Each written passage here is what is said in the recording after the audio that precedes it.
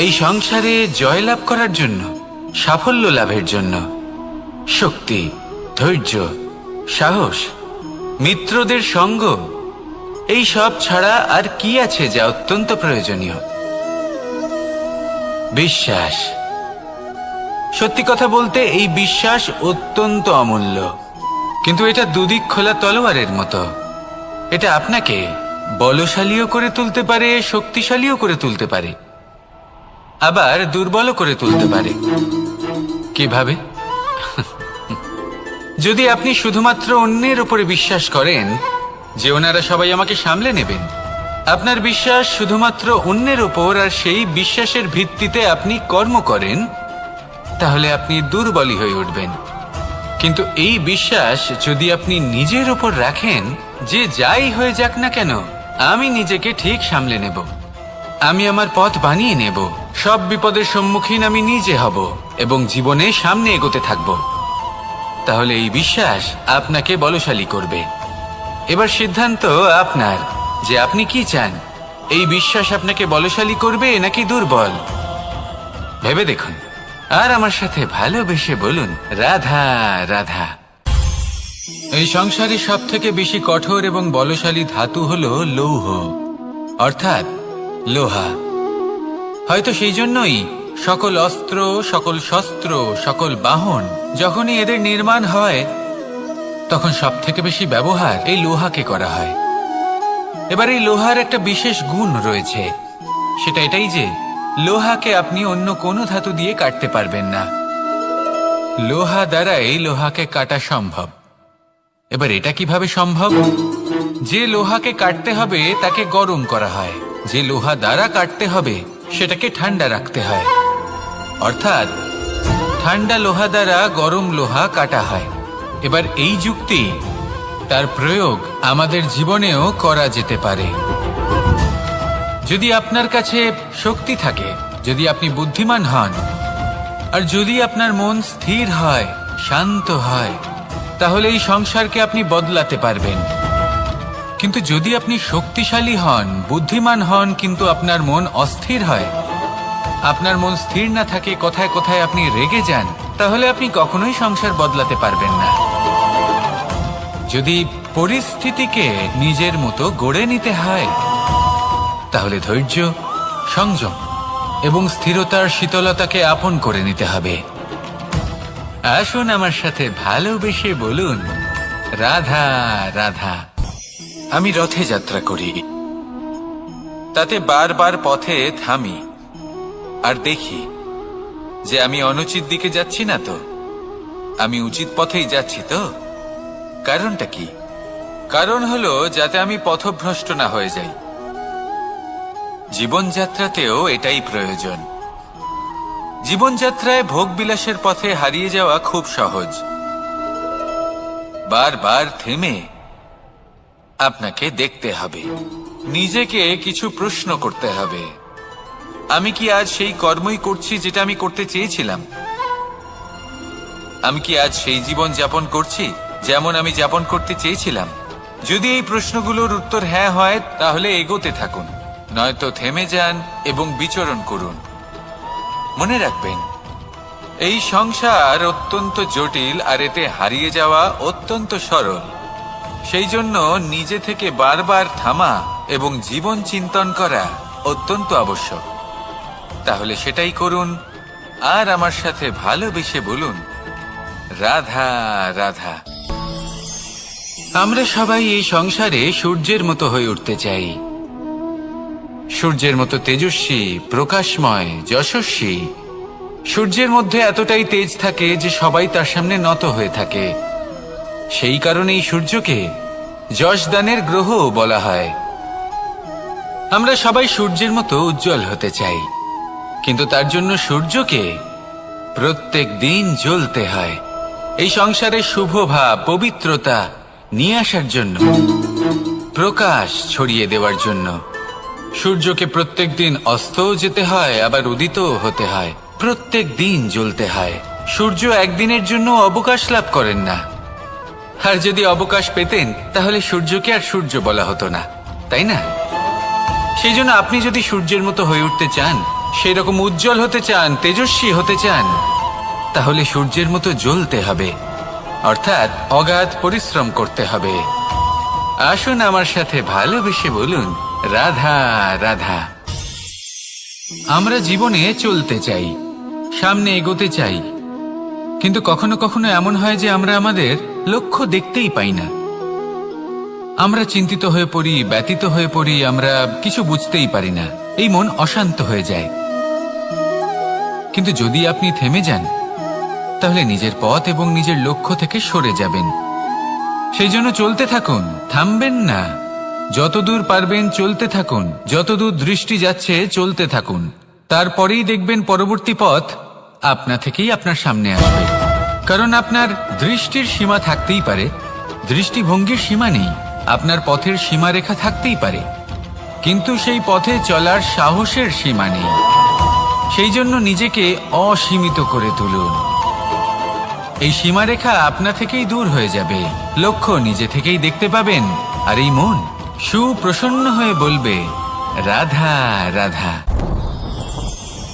এই সংসারে নির্মাণের বিষয়ে জ্ঞান লাভ করার পূর্বে ধ্বংসের বিজ্ঞান বুঝে নেওয়াও খুব প্রয়োজনীয়। যখনই আমরা ব্যায়াম করি তখন কি হয়? আমাদের পুরনো মাংসপেশি নষ্ট হয়ে যায় এবং সেই মাংসপেশির স্থানে আমরা নতুন মাংসপেশির নির্মাণ করে থাকি। যেমন একটা নতুন ইমারত গড়ে তোলবার পূর্বে পুরাতন ইমারতকে ভঙ্গ করে দিতে হয়, তবেই তো সেই স্থান সজীব হবে, ঠিক কিনা? এবারে জ্ঞান এবং বিজ্ঞান ছাড়াও এমন কিছু আছে যা কিনা অত্যন্ত গুরুত্বপূর্ণ, তা হলো সীমা পার করে যাওয়া। এই যে সীমা, এই যে নিয়ম, তা মানুষের জন্যই বানানো, তাকে নিয়ন্ত্রণ করার জন্য তৈরি করা হয়েছে। এমন অনেক সীমা, এমন অনেক নিয়ম মানুষের জন্য অত্যন্ত মঙ্গলকারী। কিন্তু কিছু এমন সীমা আছে, কিছু এমন নিয়ম আছে যা মানুষের লঙ্ঘন করে যাওয়া অতি আবশ্যক। যতক্ষণ না এই সীমা লঙ্ঘন করছেন, নিজের নতুন অস্তিত্বকে খুঁজেই পাবেন না, সেই স্থানে পৌঁছতেই পারবেন না যেখানে সংসার তাকে চিরস্মরণীয় করে রাখবে। সেই জন্য জীবনে যাই করবেন, সীমা অতিক্রম করে যান। যদি পরিশ্রম করেন তাহলে সীমা অতিক্রম করে পরিশ্রম করুন। যদি লক্ষ্যের দিকে অগ্রসর হন তাহলে সীমা অতিক্রম করে অগ্রসর হন। কোনো সীমারেখা যাতে না থাকে, সেই সর্বোচ্চ স্থান দেখুন এবং অগ্রসর হন। এই সংসারে অগ্রসর হওয়ার জন্য এই সীমারেখা বুঝে নেওয়া এবং তা অতিক্রম করার জ্ঞান লাভ করা প্রয়োজনীয়। আসুন আমার সাথে ভালোবেসে বলুন, রাধা রাধা। সঙ্গীত হলো আমার অত্যন্ত প্রিয়। আমার বাঁশির সুর আমার মনের শান্তি এবং ভালোবাসার প্রতীক। সেই জন্য যে ব্যক্তি আমার বাঁশির সুর শোনেন, তিনিও সেই শান্তি এবং ভালোবাসা অনুভব করতে পারেন। শুধু এটাই তো শিখতে হবে। আমরা জীবনে যখনই কোনো কর্ম করি, তখন মনের মধ্যে ইতিবাচক বোধ থাকা উচিত, মনে ভালোবাসা থাকা উচিত। এটা হলো অত্যন্ত গুরুত্বপূর্ণ। যদি আপনার মনের ভেতরে ঘৃণা, বিদ্বেষ, ক্রোধ, ঈর্ষা এইসব বোধ থাকে এবং আপনি কোনো কর্ম করেন, তাহলে আপনি এই আবেগগুলোই সংসারে ছড়িয়ে দেবেন। আপনার আশেপাশের মানুষজন এই বোধ অনুভব করবেন, এগুলোই অনুসরণ করবেন, আর এই সব আবেগই আপনি আশেপাশে দেখতে পাবেন। তার বদলে যদি মনের মধ্যে ভালোবাসা থাকে, ইতিবাচক বোধ থাকে, সত্যের প্রতি শ্রদ্ধা এবং করুণা থাকে, তাহলে এই সকল আবেগ আপনি সংসারের মধ্যে ছড়িয়ে দেবেন, আর সেটাও মানুষ অনুভব করবেন এবং এগুলো অনুসরণ করবেন। আপনার আশেপাশে আপনি কোন আবেগ দেখতে চান, সেই নির্বাচন আপনারই। আপাতত আসুন আর আমার সাথে ভালোবেসে বলুন, রাধা রাধা। এই সংসারে যখন সাফল্যের পথে আপনি অগ্রসর হবেন, তখন আপনার পরিশ্রম, একাগ্রতা, সাহসের সাথে সাথে সমাজের মানসিকতাও সহ্য করতে হবে। প্রত্যেক ব্যক্তি কিছু না কিছু ভাবেন, কিছু না কিছু বলেন। কিছু মানুষ এমন আছেন যারা ভাববেন যে আপনি কিছুই করতে পারবেন না, তারা আপনার নিন্দা করবেন, আর এই নিন্দার কথা ভেবেই আমরা ভয়ভীত হয়ে পড়ি। সেই কারণে নিজেদের আশা, নিজেদের বিশ্বাস হারিয়ে ফেলি। এবার যদি সেই নিন্দার ভয়ে আমরা লক্ষ্যচ্যুত হই, তাহলে সেটা অনুচিত। সেই জন্য জীবনে শুধু পরিশ্রম করতে থাকুন, সামনে এগোতে থাকুন। যেই দিন আপনি আপনার লক্ষ্য লাভ করবেন, সেই প্রত্যেক ব্যক্তি যারা নিন্দা করছিলেন তাদের দৃষ্টি আপনা থেকেই পাল্টে যাবে, ঠিক কিনা? এই সংসারকে যা প্রাণ চায় তাই বলতে দিন।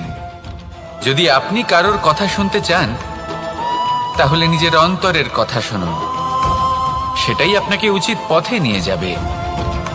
সামনে অগ্রসর হতে থাকুন, পরিশ্রম করুন।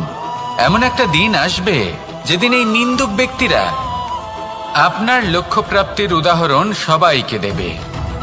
আসুন আমার সাথে ভালোবেসে বলুন, রাধা রাধা। আমি রাধাকে ভালোবাসি, আর এই কথাটা সমগ্র সংসার জানে। আর সময় অন্তরে লীলার দ্বারা, বিভিন্ন ঘটনা দ্বারা, কর্মের দ্বারা আমি নিজের এই ভালোবাসা রাধার সামনে প্রকাশ করি। এবার আপনি বলবেন, এসবের কি প্রয়োজন? রাধা কি এই কথা জানে না যে কৃষ্ণ তাকে কতটা ভালোবাসে? অবশ্যই জানে, কিন্তু এই যে ভালোবাসা, তা মনে রেখে দেওয়ার জন্য নয়, তা প্রকাশ করার জন্য। আর বারংবার এই ভালোবাসাকে প্রকাশ করা উচিত, উচিত সময় এবং উচিত সুযোগ দেখে। কিরকম? এবার যদি আপনি প্রেমীর সাথে কোনো উৎসবে থাকেন, তাহলে তার সাথে নৃত্য সঙ্গীত করুন। যদি ভিড়ের মাঝে থাকেন, তখন প্রেমীকে সম্মান করুন, একান্তে প্রসাধন করুন। দুঃখের সময় তার হাত ধরে থাকুন, সুখের সময় আলিঙ্গন করে রাখুন। এই প্রেম যত প্রকাশ করবেন, ততই এই প্রেমের বৃদ্ধি হবে। এই প্রেম আরো বেশি গভীর হবে, অটুট হবে। তাই এই প্রেমকে মনে নয়, আপনার জীবনে স্থান দিন। মন খুলে প্রকাশ করুন, আর আমার সাথে ভালোবেসে বলুন, রাধা রাধা। এবার ধরুন আমাকে দ্বারকা থেকে হস্তিনাপুর যেতে হবে, আর পথে আমি প্রত্যেকটা এমন স্থানে দাঁড়াচ্ছি যেখানে আমার মন আপ্লুত করার মতো কোনো দৃশ্য দেখতে পাচ্ছি, বা কোনো ব্যক্তিকে দেখতে পাচ্ছি, বা কোনো প্রসঙ্গ দেখতে পাচ্ছি, বা কোনো নাটক দেখতে পাচ্ছি। তাহলে কি আমি কখনো হস্তিনাপুরে উচিত সময়ে পৌঁছতে পারবো? কখনোই নয়। মানুষকেও ঠিক এই কথাটাই মাথায় রাখতে হবে। মানুষ মনের মধ্যে একটা লক্ষ্য স্থির করেন, সেই পথে অগ্রসর হয়ে পড়েন। এবার সেই পথে এগোতে এগোতে অনেক মানুষজন, অনেক ঘটনা, অনেক সমস্যা চলে আসে, যার ফলে তার মন বিচলিত হয়ে পড়ে। যদি মন বিচলিত হয়ে যায়, তাহলে লক্ষ্যের প্রতি কিভাবে একাগ্রচিত্ত হবেন? সেই জন্য অত্যন্ত আবশ্যক যে আপনি সময়ের সদ্ব্যবহার করুন সেই পথে চলার জন্য। সেই পথে সামনে এগোতে থাকুন, চোখ থাকবে শুধু লক্ষ্যের দিকে। যখনই আপনি বুঝবেন যে আপনি লক্ষ্যভ্রষ্ট হচ্ছেন, আবার সেই পথে নিজেকে টেনে আনুন। ঠিক এইভাবেই এগোতে থাকুন, সাফল্যের শিখরে গিয়ে পৌঁছন, আর সেখানে গিয়ে আনন্দের সাথে উচ্চ স্বরে বলুন, রাধা রাধা। এগুলো হলো নিম পাতা। যদি এগুলো চেখে দেখেন, তাহলে মুখ বিকৃত হবে। এগুলো কি তেঁতো খেতে, হে নারায়ণ! এর থেকে বেশি তিক্ত সংসারে আর কিছুই হতে পারে না। হয়তো আপনি এগুলো ফেলেও দেবেন, কিন্তু যদি এই স্বাদের ঊর্ধ্বে উঠে এই নিমের বিষয়ে আপনারা জানতে চেষ্টা করেন, তাহলে আপনি জানতে পারবেন যে এই নিম কতটা বেশি গুরুত্বপূর্ণ, কত গুরুত্বপূর্ণ ওষুধ, আর আমাদের শরীরের জন্য কতটা বেশি লাভজনক। এই নিম, এর মধ্যে অনেক রোগের উপশম নিহিত রয়েছে। এবার জীবনে আমরা বিভিন্ন মানুষের সাথে পরিচিত হই, নেত্র দ্বারা তাদের দেখি, কিন্তু তাদের আমরা খুব একটা পছন্দ করি না। সেক্ষেত্রে আমাদের কি করা উচিত? অন্তর মন দিয়ে তাদের দেখা উচিত। ওনাদের রূপ রং নয়, ওনাদের ব্যবহার, ওনাদের গুণাবলী দেখা উচিত। কারণ হতে পারে ঠিক যেমন নিম পাতা বাস্তবে খুব তেঁতো, কিন্তু আমাদের শরীরের পক্ষে লাভজনক, সেইভাবেই এইসব মানুষ যাদের দেখলে আমাদের ভালো লাগে না, যাদের রূপ রং আমাদের পছন্দ হয় না, হয়তো সেই মানুষগুলোই আমাদের জীবনকে পূর্ণরূপে পাল্টে দিতে পারেন। হতে পারে তাদের মধ্যে এমন ক্ষমতা রয়েছে, আমাদের সুখ, শান্তি, প্রেরণা প্রদান করতে পারেন, আমাদের দুঃখ হরণ করতে পারেন, আমাদের পথ দেখাতে পারেন। সেই জন্য যখনই কোনো ব্যক্তিকে দেখবেন, চর্মচক্ষু নয়, অন্তর্মন দিয়ে দেখবেন, রূপ রং নয়, গুণাবলী দেখবেন। মানুষকে আরো ভালোভাবে বুঝতে পারবেন, আর এই মন প্রসন্ন হয়ে বলবে, রাধা। এই সংসার এই সংসারের অন্তের এর বিনাশের প্রারম্ভ কিভাবে হয়? কোনো যোগের মাধ্যমে, কোনো ভয়ানক অসুরের আগমনে, নাকি প্রকৃতির রাগের কারণে? না, এই সংসারের বিনাশের প্রারম্ভ হয় আমি থেকে। এই আমি, এই তুমি, এটা আমি করেছি, ওটা তুমি করেছো, এটা আমার, ওটা তোমার, আদি ইত্যাদি। এই ভাব যখন মনে বাসা বেঁধে নেয়, সর্বপ্রথম ঘর ভাগ হয়, তারপর বসতি, তারপর প্রাণ, আর তারপর দেশ, আর সবার শেষে সমস্ত সংসার ভাগ হয়ে যায়। আর এই ভাগ হয়ে যাওয়া শেষে মনোমালিন্যে পরিণত হয়। এখন এমত অবস্থায় কি করা যেতে পারে? কিভাবে বাঁচা যায় এই পরিস্থিতির থেকে? কিভাবে দূরে থাকা যায় এই বিনাশের থেকে? উত্তর সেই একটাই, করুণা। একে অপরের দরকারগুলি বুঝুন, একে অপরের সমস্যাগুলি বুঝুন, একে অপরের দুঃখের সাথী হয়ে দাঁড়ান, একে অপরের সুখের ভাগীদার হন। আর শেষে যখন এই আমি আমরাতে পরিণত হবে, তখন এই বিনাশ নিজে থেকেই দূরে চলে যাবে। তাহলে আমরাতে বিশ্বাস করতে শিখুন, আর আমার সাথে ভালোবেসে বলুন, রাধা রাধা। এই মুদ্রা। এবারে ভাবুন, এটাই আমাদের জীবন, জীবনের সুখ আর দুঃখ। এই মুদ্রার, এই জীবনের দুটি দিক। কিন্তু যখনই আমরা ঈশ্বরের কাছে প্রার্থনা করি, তখনই আমরা সুখ চাই, আর সেই সুখ আসেও। আর যখনই সেই সুখ আসে, তখন ব্যক্তি সর্বপ্রথম তাকে ভুলে যায় যে দুঃখের সময় ওনার সাথে ছিলেন। আর এমত অবস্থায় উনি সাহায্য করেন না, উনি করেন উপকার। আর এই উপকারের বদলে মানুষের থেকে উনি নিজের জন্য শ্রদ্ধা চান। আর সেই শ্রদ্ধা, সেই চাহিদার কারণে উনি নিজেকে অন্যদের থেকে শ্রেষ্ঠ, অন্যদের থেকে ভিন্ন মনে করতে বিবশ হয়ে যান। আর আলাদা হবার কারণে তার মধ্যে জেগে ওঠে অহংকার। আর সেটাই হয় তার পতনের কারণ। এবার এতে কি করা যেতে পারে? কি চাওয়া যেতে পারে ঈশ্বরের কাছে? এই প্রশ্ন অবশ্যই মনে আসে। ঈশ্বরের কাছে চান সুখ, শুধুমাত্র ততটাই যাতে অহংকার না আসে, আর দুঃখ ততটাই যাতে শ্রদ্ধা না চলে যায়। রাধা রাধা। এই সংসারে এমন কিছুই নেই যা সব সময় একই থাকবে। যা কিছু নির্মাণ হয়েছে তা একদিন অবশ্যই ভেঙে পড়বে। কিন্তু এই ভেঙে যাওয়ার বিশ্লেষণ আপনি কিভাবে করবেন তা আপনার উপরে নির্ভর করছে। ওই আকাশের দিকে তাকান, ওই মেঘ, ওটাও ভেঙে পড়ে, কিন্তু নিজে ভেঙে পড়ার সাথে বর্ষাকে তৈরি করে যায়।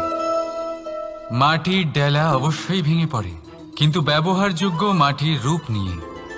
এই ধরিত্রীর বুকে কোনো এক বীজ যখন ভেঙে পড়ে, তখন ধরিত্রীর উপর এক বিশাল আকারের বৃক্ষ নির্মাণ করে।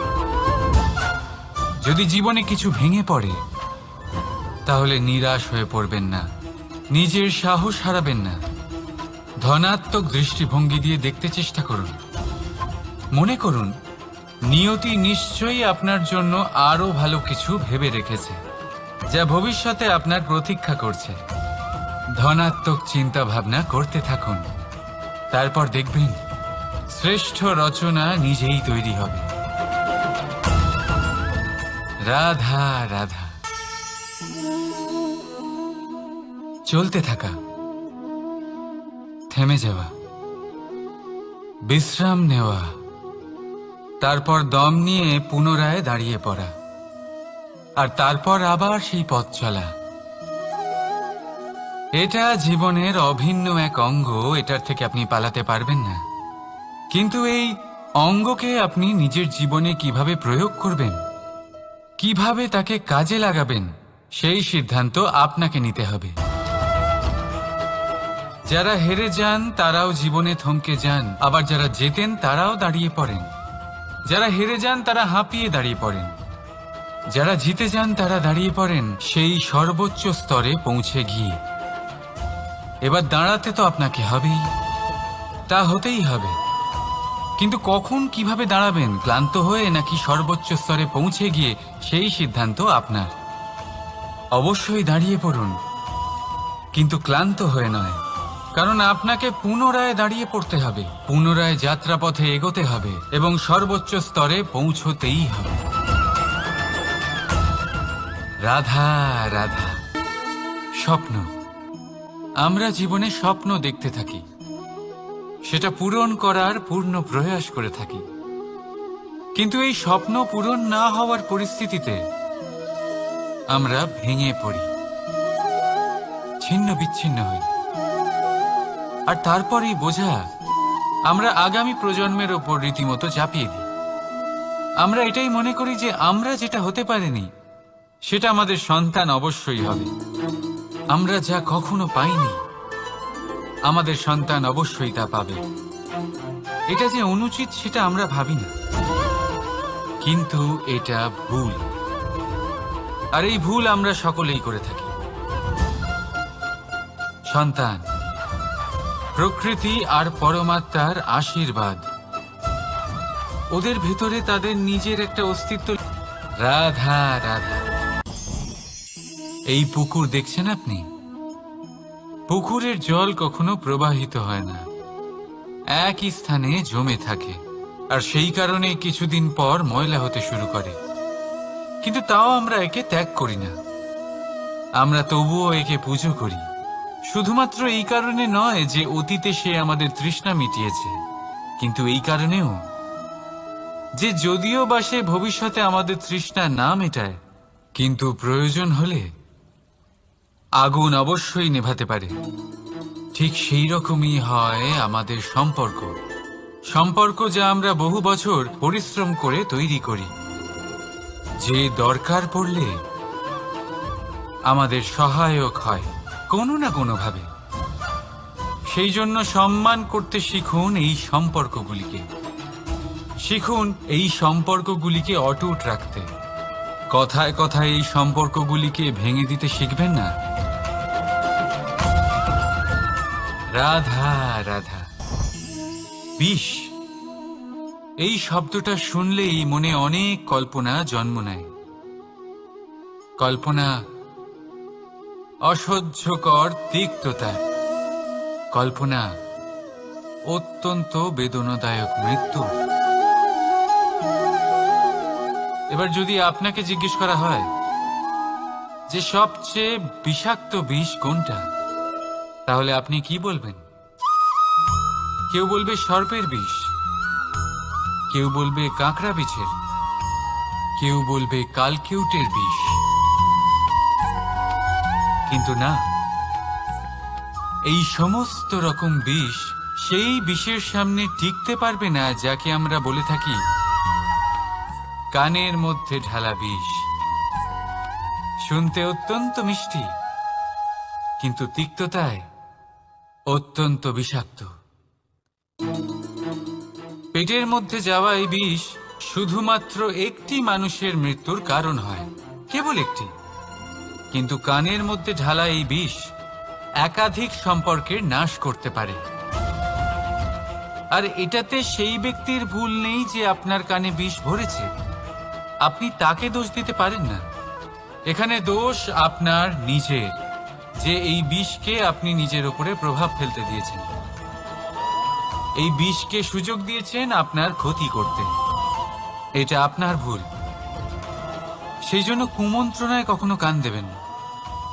আপনার মনে ভালোবাসার দৃঢ়তা জাগিয়ে তুলুন আর নষ্ট করে দিন এই সংসারের সমস্ত বিষের প্রভাবকে। রাধা রাধা। জীবন, আমাদের এই জীবন, সুখ আর দুঃখ, এই দুইয়ের মিশ্রণ। এদের সংমিশ্রণই জীবনের ভারসাম্য বজায় রাখে। এখন এই সুখ, সুখ এমন এক বস্তু যাকে সবাই খুঁজে চলেছে। দুঃখ এমন এক অনুভূতি যা সবার কাছে আছে। আমাদের প্রত্যেকের জীবনে সুখ আর দুঃখ আসতে থাকবে আর যেতেও থাকবে। এটা অবশ্যই জীবনে থাকবে, কিন্তু সফলতা এটা সবার জীবনে আসে না। কেন? কারণ এই সফলতা সুখ আর দুঃখের দ্বারা প্রাপ্ত হয় না। সফলতা প্রাপ্ত হয় নিজের উপরে বিশ্বাস করতে থাকলে। আকাশের ওই সূর্যকে দেখুন, সূর্যের বিশ্বাস আছে নিজের উপর যে সে সমস্ত জগৎকে আলোকিত করতে পারবে, নিজের প্রথম রশ্মি দিয়ে অন্ধকারকে দূর করতে পারবে। সূর্য এই বিশ্বাস নিয়েই আসে, আর কিছুক্ষণের মধ্যেই সমস্ত সংসার থেকে অন্ধকারকে বিনাশ করে ফেলে সে। তাহলে মনে রাখবেন, এই সুখের আভাস, এই দুঃখের অনুভূতি আসতেও থাকবে আর যেতেও থাকবে। শুধু নিজের উপরে বিশ্বাস রাখুন, তারপর দেখবেন এই সফলতা আপনার দাস হয়ে থাকবে। রাধা রাধা। চাঁদ কত শ্রেয়, শুভ্র, কত সুন্দর, কিন্তু যদি আপনি মনোযোগ সহকারে দেখেন তাহলে দেখবেন এই চাঁদেও দাগ আছে। আর এই দাগগুলি থাকার কারণে কি এই চাঁদের মাহাত্ম্য কখনো কমে যায়? কখনো নয়। এর কারণ হলো চাঁদের নিরন্তর চেষ্টা। একবার এই আকাশে দেখুন, এই অন্ধকার সবসময় চেষ্টা করে চাঁদকে ঢেকে দেওয়া, কিন্তু এই চাঁদ সবসময় এই অন্ধকারের সাথে লড়াই করতে থাকে। অমাবস্যা থেকে শুরু করে চাঁদের এই যাত্রা পূর্ণিমা অবধি পৌঁছেই যায়। আর তাই এই চাঁদের পুজো করা হয়, এই কারণে এই চাঁদকে মাহাত্ম্য দেওয়া হয়। এইভাবেই যদি আপনার মধ্যে কোনো দোষ থাকে, কোনো খারাপ কিছু থাকে, তাহলে সেটা কোনো বড় ব্যাপার নয়। চেষ্টা করুন সেটাকে শুধরে নেওয়ার, কিন্তু সেই কারণে নিজেকে খারাপ মনে করা এটা অনুচিত। নিজের ভুলগুলো, নিজের দোষগুলো, নিজের খারাপ দিকের কথা ভুলে আপনি এই সংসারের ভালোর দিকে প্রস্থান করেই দেখুন না। আপনি দেখবেন আপনার অন্তরের তেজ ঠিকরে বেরোচ্ছে। রাধা রাধা। এই পিঁপড়েদের দেখছেন আপনি? সবাই একই রকমের। এদের মধ্যে তফাৎ খুঁজে বার করা অসম্ভব। মনে হয় যেন ওদের আলাদা আলাদা অস্তিত্বই নেই। কিন্তু যদি আপনি মন দিয়ে দেখেন তাহলে দেখবেন প্রতিটা পিঁপড়ের আলাদা কাজ নির্ধারিত, তাদের আলাদা অস্তিত্ব আছে। কেউ বাড়ি বানানোর জন্য মাটি সংগ্রহ করতে পটু, কেউ ঢিপি বানাতে পটু, কেউ খাবার খোঁজায় পটু, আবার কেউ সেই খাবার আনায় পটু। ঠিক সেরকমই হয় মানুষেরা। মনে হতেই পারে সবাই একই রকম, কিন্তু প্রতিটা মানুষের ব্যক্তিত্ব, প্রতিটা মানুষের অস্তিত্ব ভিন্ন হয়। আর সত্যি কথা বলতে কি, প্রতিটা মানুষের ভিন্নতাই আমাদের প্রগতির দিকে নিয়ে যায়। ভাবুন, যদি আপনাকে কারোর সাথে হাত মিলিয়ে চলতে হয়, তাহলে আপনাকে আপনার সোজা হাত তার উল্টো হাতে ধরে এগোতে হবে। এটাই সৃষ্টিকর্তার সৃষ্টির নিয়ম। ভিন্নতা, এই ভিন্নতাকে আশীর্বাদ ভেবে চলুন, এতে কোনো খারাপ নেই। রাধা রাধা। দাদা আমাকে বহুবার জিজ্ঞেস করেন যে কানাই, তুমি রাধার সাথে এই সংসারকে প্রেম শেখাতে এসেছো, তাহলে কেন তুমি রাধাকে এত বিরক্ত করো? কেন ও তোমাকে বিরক্ত করে? কেন এই ঝগড়াঝাটি হয়? কেন এই টানাপোড়েন চলে? এবার এটার উত্তর আমি কিছুটা এইভাবে দিতে চাই। পিঁপড়ে সেই বাড়িতেই প্রবেশ করে যেখানে মধু উপস্থিত আছে। যদি আপনার বাড়িতে মধু থাকে, কোনো মিষ্টি জিনিস থাকে, মিষ্টত্ব থাকে, তাহলে পিঁপড়ে সেখানে অবশ্যই প্রবেশ করবে। ঠিক এইরকমই হয় আমাদের সম্পর্ক। এর মধ্যে ছোটখাটো ঝগড়াঝাটি, টানাপোড়েন, রাগ করা, মন ভাঙানো, এই সব তো চলতেই থাকে। বিশেষ করে সেই সম্পর্কগুলিতে যেখানে মিষ্টত্ব আছে। মনে রাখবেন, যেই সম্পর্কে কোনো খুনসুটি নেই, রাগ করা, মান ভাঙানো নেই, কোনো ছোটখাটো ঝগড়াঝাটি নেই, সেই সম্পর্ক শুধুমাত্র মস্তিষ্ক দিয়ে পালন করা হচ্ছে, মন থেকে নয়। তাই মন থেকে ভালোবাসতে শিখুন। আর এই ছোটখাটো ঝগড়াঝাটির, এই অম্ল মধুর খুনসুটির আনন্দ উপভোগ করুন, কারণ এতেও ভালোবাসা আছে। রাধা রাধা। এই পুস্তক বড়ই কাজের জিনিস। কাহিনী হোক, কবিতা হোক, স্মৃতি হোক, এতে যাই লিখে দেবেন তা ভবিষ্যতের পুঁজি হয়ে যাবে। কিন্তু যদি কখনো এমন হয় যে এই পুস্তক ময়লা হয়ে যায়, বা যদি কোনো পাতায় আপনি ভুল করে কালি ফেলে দেন, বা কোনো বাক্য লিখতে গিয়ে আপনি ভুল করে ফেলেন, তাহলে আপনি কি করেন? সেই পুস্তক কি আপনি তুলে ফেলে দেন? না, তাই তো। শুধু একটা পাতা ছিঁড়ে ফেলেন, যাতে সেই পুস্তক সঠিক থাকে, সুন্দর হয়ে ওঠে। এই পুস্তকের মতোই হয় আমাদের সম্পর্ক। তার সেই এক পাতা, একটা ভুল। তাই যে কোনো সম্পর্কে যদি কারোর কোনো ভুল হয়ে গিয়ে থাকে, তাহলে সেই ভুলকে সম্পর্ক থেকে দূরে করা সঠিক হবে। সেই ভুলকে ভুলে যাওয়াই সঠিক হবে। সেই সম্পর্ক ভাঙা নয়, সেই সম্পর্ক সামলে রাখুন। কারণ ভুল তো সবার দ্বারা হয়। যদি এরকম করেন, তবেই জীবনরূপী পুস্তক আরো সুন্দর হয়ে উঠবে। একে অপরকে ক্ষমা করতে শিখুন। একে অপরের ভুলকে ভুলে যেতে শিখুন। তারপর দেখবেন এই জীবনে আরো আনন্দ আসবে, আর এই সম্পর্ক নিঃশ্বাস নিতে থাকবে। রাধা রাধা।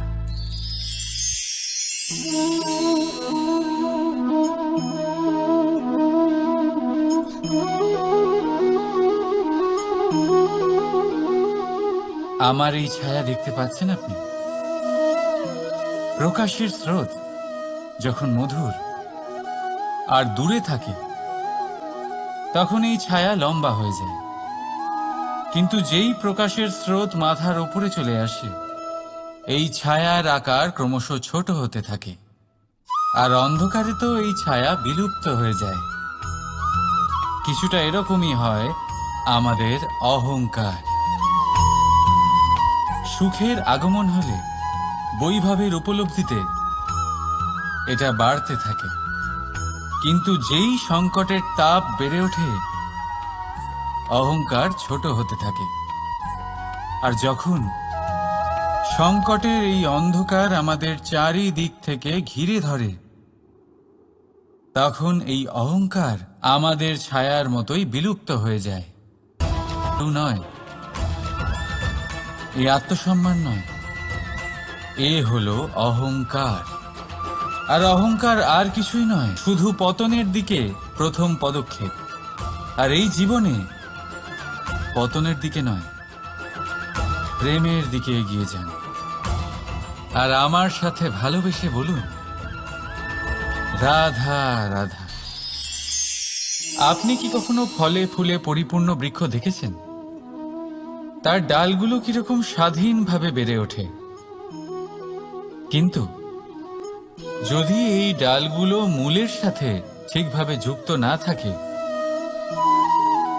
সেই বৃক্ষের মূলগুলি গভীর না হয়, তাহলে কি হবে?